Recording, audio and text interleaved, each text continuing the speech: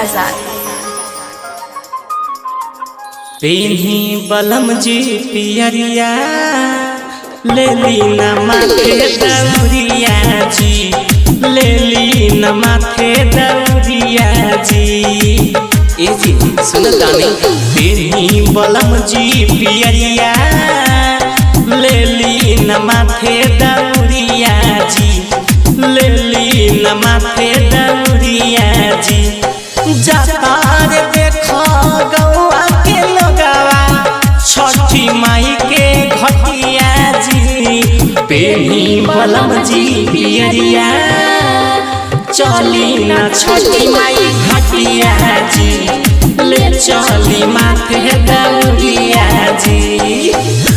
Late मत करी रहुआ, लाइन ना देखी कितना लेट होता है, आधा के बेड़ा भीतर जाता।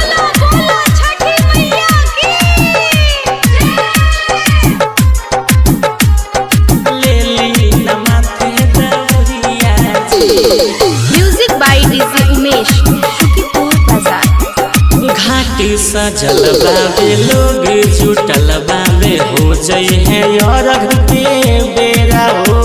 जय जय जय जय माँ, जय छठी माँ। गाई के दुधावा से माई के घटावा पे दी है अरघ दुनो बेरा हो। लागत लेट हो जाइए सोइया, लादी ना टोटो गरिया जी, पेन्ही बलम जी पियरिया ले ली न माथे दौरिया जी, ले ली न माथे दौरिया जी।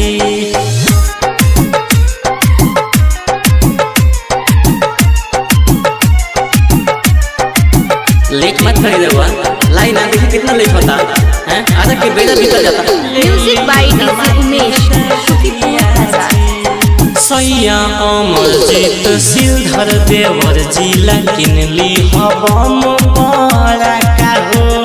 जय जय जय जय माँ, जय छठी माँ। सासु नदिया संग भैया भौजी संग करी धूम धारा का हो।